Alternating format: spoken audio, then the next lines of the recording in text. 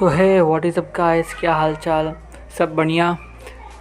तो मैं सोच रहा था कि बहुत दिनों से सोच रहा था कि एक यूट्यूब चैनल चालू किया जाए, और मैं करने वाला भी था, बट यार मेरा माइक टूट गया।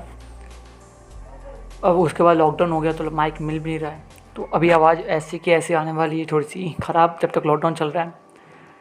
तो मैं अभी स्टार्ट करने वाला हूँ थोड़ी सी ज्ञान की बकचोदी से, जो मैंने 2 दिन पहले इंस्टाग्राम पे चालू की थी।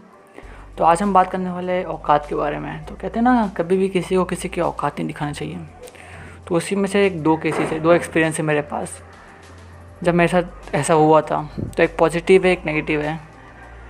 और इस लॉकडाउन के टाइम मैंने बहुत ऐसे रियलाइज़ किया कि यार मैंने लाइफ में कितनी गलतियाँ की है, क्या किया है, कैसे होना चाहिए। लाइफ पूरी एकदम, मतलब कहते हैं ना कि प्लेबैक में जाके जी आई है।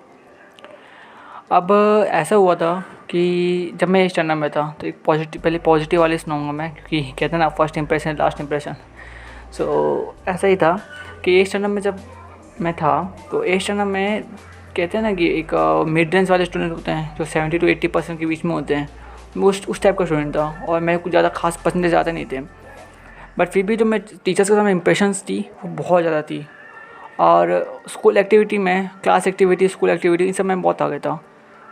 बट टॉपर्स ये बात सही नहीं गई, उनको उनके ईगो पे आने लगी बात कि हाँ कि यार मेरे ईगो पे आ रही है, यार बंदा कुछ है नहीं, मीडियम स्टूडेंट है और हम उनको कॉम्पीट कर रहे हैं।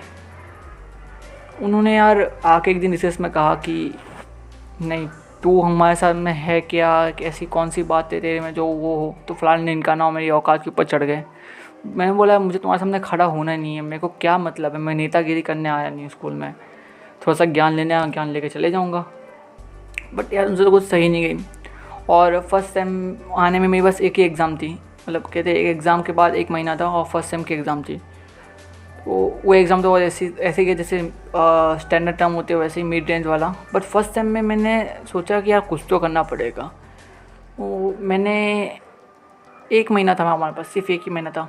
मैंने यार ट्राई किया, बहुत हार्ड किया, मैंने 5 घंटे पढ़ाए और ये सब, क्योंकि मेरे से 15 घंटे वाले पढ़ाई होती नहीं है। जो होते हैं ना 14-15 घंटे पढ़ते हैं यार, मेरे से वो नहीं हो पाती है। 5 घंटे तो मतलब बहुत मुश्किल से बैठ बैठ के पढ़ा हूँ मैं। वो तो मुझे भी याद है कि यार कैसे कैसे कैसे रो रो के पढ़ा हूँ मैं, सिर्फ दिखाने के लिए कि हाँ मैं भी कुछ कम नहीं हूँ। तो लेकिन फिर भी मेरे इतने स्कोर नहीं आए थे कि 89% आते हैं। वो लोगों के 99 तक पहुँच चुके थे परसेंटेज। इस बात से मैं थोड़ा दुखी था कि यार चलो यार कुछ मेहनत किया लेकिन नहीं हो पाया। और फिर भी एक मन में था कि हाँ यार 1 महीने में मैंने बहुत कवर कर लिया। 73 से 89 पहुँचना भी कम नहीं है, बहुत कवर किया। बट मेरे को फिर से एक लाइफ ने एक मौका दिया शो करने के लिए कि मैं तो कुछ कम नहीं हूँ। तो उसके 2 महीने बाद ही साइंस फेयर था। तो साइंस फेयर में मैंने सोलर एनर्जी कंजर्वेशन का एक प्रोजेक्ट लिया और उस पर बनाया प्रोजेक्ट।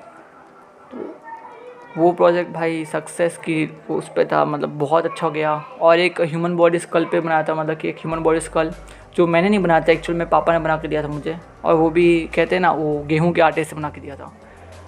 मेरे को नहीं आता था इतना कि कैसे बनाया जाए, क्या आइडिया है। तो उनको आइडिया था तो उन्होंने बना के दिया था, बहुत मेहनत लगी थी। सो ऐसे हुआ था। और ये सब करने के बाद दे वर लाइक ओके वाह, बहुत सही है। तो मैं, हमारा जो प्रोजेक्ट था वो टॉप 1 पे चले गया। एंड देन आई रियलाइज़ कि हाँ यार मैं कहीं किसी ना किसी से ज़्यादा हुई, कि मैं एकदम कम नहीं हूँ। ज़रूरी नहीं कि हमेशा पढ़ाई में टॉप करना हो या किसी चीज़ में टॉप करना हो, कहीं ना कहीं तो तुम किसी न किसी से बहुत आगे होते हो। ऐसे एक नेगेटिव एक्सपीरियंस भी है। जब मैं वाराणसी में था, तो 2 साल के लिए मैं वाराणसी में था। तो जब मैं वाराणसी में था, हमारे स्कूल में एक स्कूल लीग होती थी। स्कूल लीग में बॉक्सिंग का एक वो होता था, टूर्नामेंट होता था। तो बॉक्सिंग के टूर्नामेंट में आई वॉज इन टॉप 3, हमेशा टॉप 3 पोजीशंस में था। 2 साल ही था तो टॉप 3 में था, तो 2 बार टॉप 3 में था।